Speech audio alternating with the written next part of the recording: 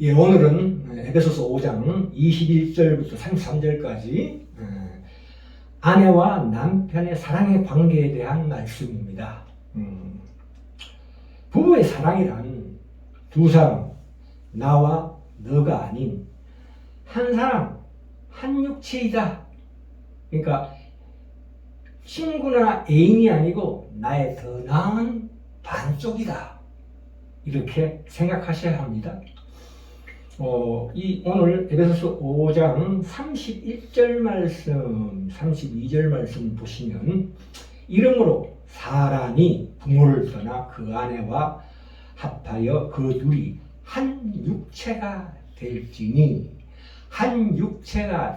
이 비밀이 크도다. 이 말씀은 어디서 인용해야 하냐면 창세기 2장 22절에서 24절입니다.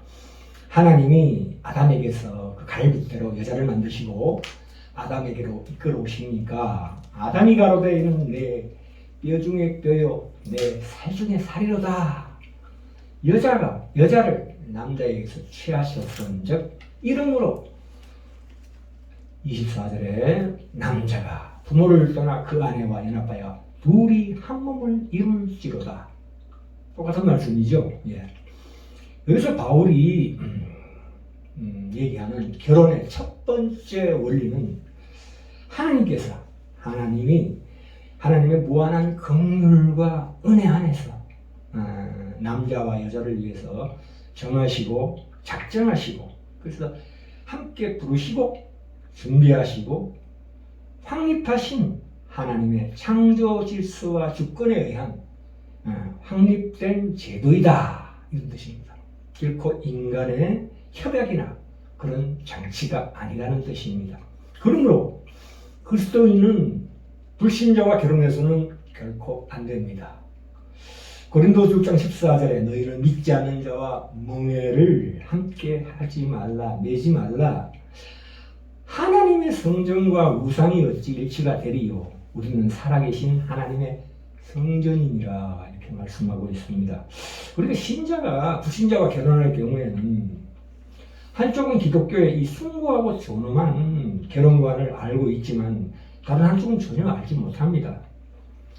그러니까 이미 그 자체로 결혼관계에 심각한 결함과 다툼의 씨앗이 존재하기 때문입니다. 그리고 반드시 결혼 예식은 기독교식으로 하는 게 좋습니다. 그것이 바로 하나님을 향한 예배의 일부이기 때문입니다. 우리가 남편과 아내의 관계를 제대로 이해하려면 이 그리스도와 교회의 관계를 이해해야 하는 것이 순서입니다. 그리스도와 교회의 관계에 대해서는 교회론에서 제가 이경재 교회에서 많이 밝혔으니까 생략하고요. 에베소서 4장 15절 16절에 보시면 이 한 몸이 각 마디로 연결하고 결합하는, 말하자면 살아있는 유기적인 연합에 있다고 말씀하고 있습니다. 교회가 머리이신 그리스도와 하나의 생명이죠. 교회가 예수보다 머리 된 우리 몸의 지체, 이것이 하나의 생명이듯이 남편과 아내도 하나의 생명입니다. 그 창세기 2장에 그 하와를 덮는 배필, 그거는 반쪽인 아담에게서 취한 하와죠. 갈빗대에서. 그러니까 하와는 아담의 일부분입니다. 하와는 아담을 보완해서 온전함을 이룬다. 이 뜻입니다. 이 덮는 배필이라는 게 말하자면 비어있는 것을 보완, 꽉 채운다. 이런 뜻입니다. 몸은 생명의 관계를 맺고 있는 유기적 결합체이므로 몸은 하나로 또한 온전하다. 그게 몸의 개념입니다. 그러므로 남편과는 결코 분리되지 않습니다. 그러면서도 그 기능은 제각기 달라요. 기능은 다릅니다. 각 지체의 우리 몸에 보시면 그 기능과 목적과 책임이 다른 것을 우리가 또 이해해야 합니다.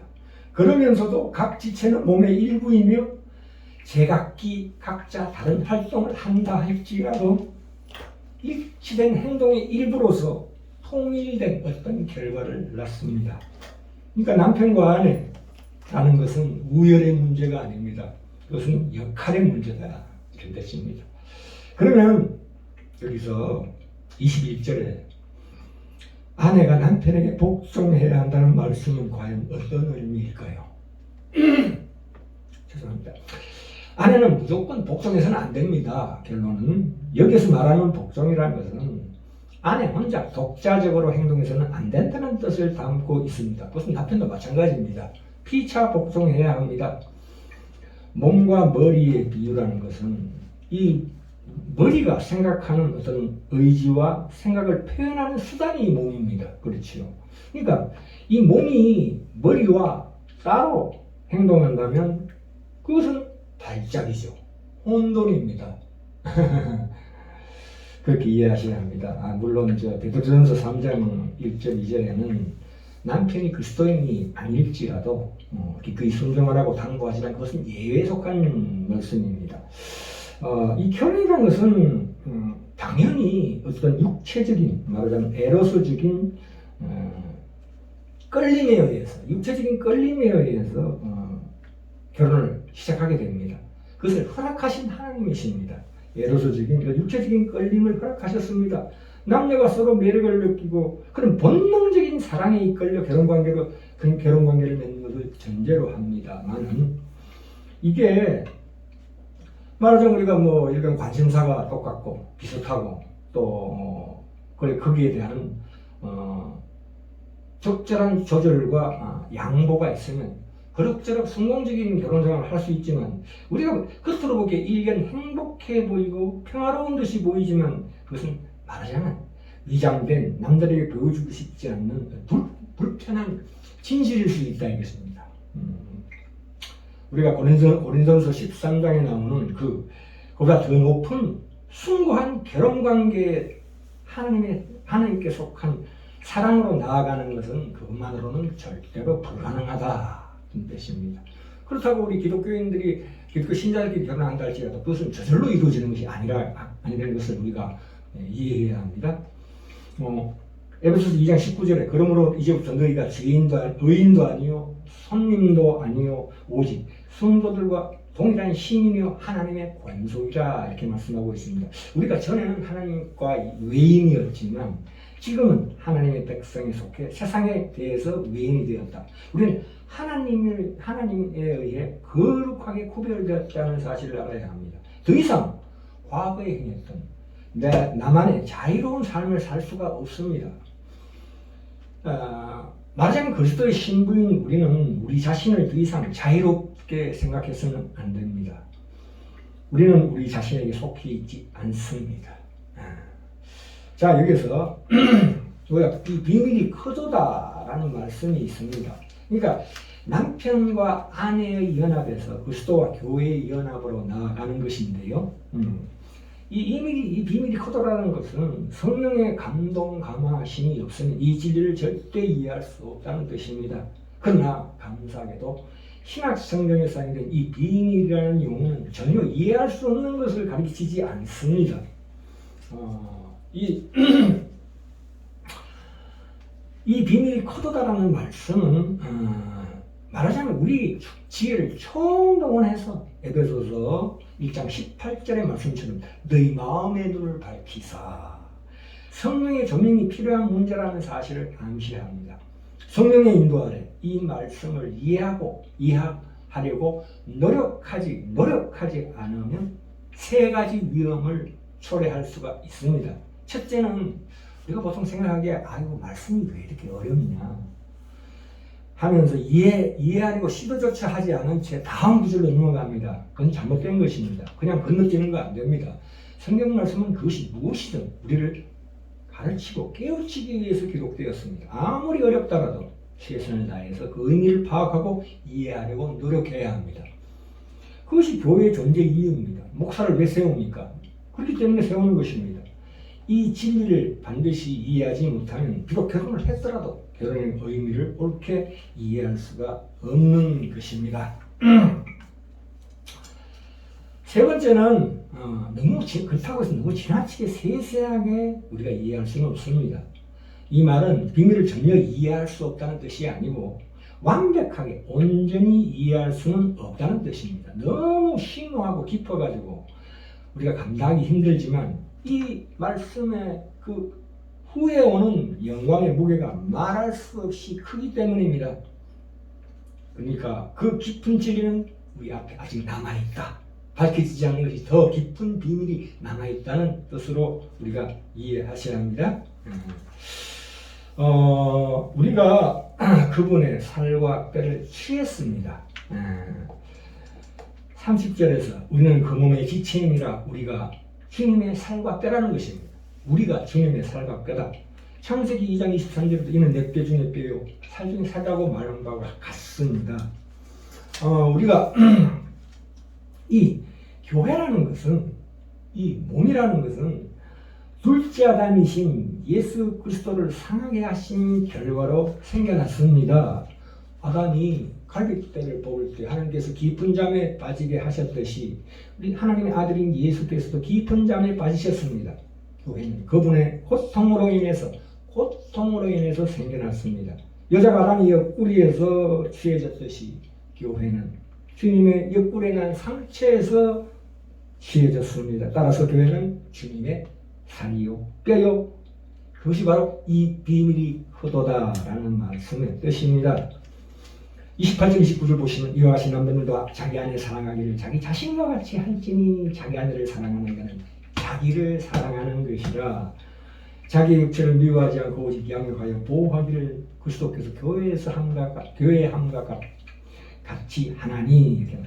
이 말은 그리스도께서 새로운 인류의 조성자요 창시자라는 뜻입니다. 우리의 인생은 아담에게서 시작됐고 되었지만 새로운 인생, 우리 부부간의 관계에서 새로운 하나의 영혼의 깊은 데까지 가는 새로운 인생은 우리 주 예수 그리스도에게서 시작되었다. 그래서 31절 32절에 보시면 그들이 한 육체가 될지니 이 비밀이 크도다. 창세기 2장 24절에도 그 둘이 한 육체가 될지니라고 이렇게 강조하고 있는 것입니다. 그러니까 적용의 단계에 들어가면 우리가 이 본문 말씀을 대충만 훑어보아도 그리스도인의 결혼 생활 속에서 사실은 저절로 이 진리가 적용할 때 저절로 이루어지는 일은 지지는 않는다는 것입니다. 그래서 반드시 이해해야 합니다. 이건 매우 중요한 원리입니다. 우리가 거듭났다고 해서 마치 마술처럼 이해하려는 습성이 있습니다. 즉 우리는 이미 거듭났기 때문에 그 후로 영원히 행복하게 잘 살았습니다 하는 동화 같은 그런 결론이 나올 것이라고 절대로 생각하지 말아야 합니다. 이 서신서는 어떤 인간의 이성적인 추론과 어떤 비유와 비교와 논증의 방식을 취합니다. 우리에게 어떤 생각하는 법과 이해하는 법과 또 더 중요한 진리를 적용하는 법을 가르치기 위해서 이 서신서가 중요한 우리에게 대한 하나님의 말씀을 전하는 것이거든요. 그러니까 그리스도의 결혼, 그리스도교의 결혼, 기독교의 결혼과는 다른 형태의 결혼관과 본질적으로 다르다는 것을 우리가 반드시 이해합니다. 결혼의 본질은 무엇입니까? 그것은 우리는 부부를 두 사람이 아니라 한 사람으로 생각해야 된다. 그러니까 그리스도인의 결혼은 시간이 지날수록 그러한 적극적인 하나님의 구원의 완성, 그 이상을 향해서 더욱 놀랍고 영광스러운 발전을 거듭해 나간다는 점에서 불신자의 결혼과 큰 차이가 있습니다. 둘이 한 몸이라는 결혼의 근본 원리를 반드시 우리가 알아야 합니다. 남편은 아내가 자신의 일부라는 사실을 먼저 깨달아야 합니다. 그건 본능으로는 알 수가 없습니다, 결코. 그것은 이 말씀을 배움으로 가르침을 통해서만 알 수가 있는 것입니다. 그러니까 남편은 아내를 가리켜 더 나은 나의 반쪽이다. 친구나 애인이 아니라 그 둘이 한 육체가 될지니. 그러니까 부부는 동떨어진 실체가 아니라 하나를 이루는 두 개의 반쪽이다. 남편이 같은 경우에 실생활에서 자기가 혼자 동떨어져서 아직도 독신자인 것처럼 혼자만의 삶을 즐기려고 하는 것은 좋지 않습니다. 어떤 초대를 받더라도 부부 함께 가는 것이 옳습니다. 그것이 바로 자기 아내를 사랑하는 자는 자기를 사랑하는 것이라는 말씀의 뜻입니다. 자, 이제 마지막으로 결론입니다. 결혼한 남자가 꼭 깨달아야 할 일은 어떤 상황에 부딪히게 될 때, 어떤 상황 국면에 부딪힐 때도 내게 어떤 영향을 미칠까를 생각하지 마시고, 이것이 결혼 후에는 이것이 아내에게 어떤 영향을 미칠 것인가를 반드시 생각해야 합니다. 우리가 뭐 기독교적으로 해외 선교소로 간다 했을 때 반드시 아내의 허락을 받아야 합니다. 남편은 그런 문제를 독단적으로 결정할 권리가 절대로 없습니다. 반드시 아내의 의견을 물어야 합니다. 남편은 또한 아내가 무엇을 즐거워하고 무엇을 좋아하고 무엇에 마음을 기울이는지 세심히 살펴야 합니다. 아내의 특별히 중요한 건데, 아내의 기질상의 약점을 우리가 남편이 알고 있어야 합니다. 아내의 성격에서 특별한 점을 발견하고, 아내가 신경이 예민해서 쉽게 불안해하는 성격인가, 아니면 너무 솔직해서 탈인가, 이런 것들도 우리가 섬세하게 바라봐야 합니다. 아내의 특별한 성격 같은 것을 갖다가 비웃거나 무시하면 안 됩니다. 그러니까 아내의 약점으로부터 보호하고 안전하게 지켜라. 그게 양육하고 보호하라는 뜻입니다. 아내가 걱정이 많은 성격을 타고났다면 그것으로부터 아내를 지키고 보호하라는 것입니다. 주님은 너희는 세상의 빛이라 이렇게 말씀하십니다. 주님은 이 세상에 대한 분명한 목적을 갖고 계십니다. 우리는 그 목적에 동참해야 합니다. 남편은 아내에게 모든 것을 말합니다. 아내는 남편의 그 속에 있는 비밀과 그 욕망과 어떤 야심과 희망, 그 계획을 모두 알고 있어야 합니다. 그것이 바로 남편과 아내의 관계이자 그리스도와 교회의 관계입니다.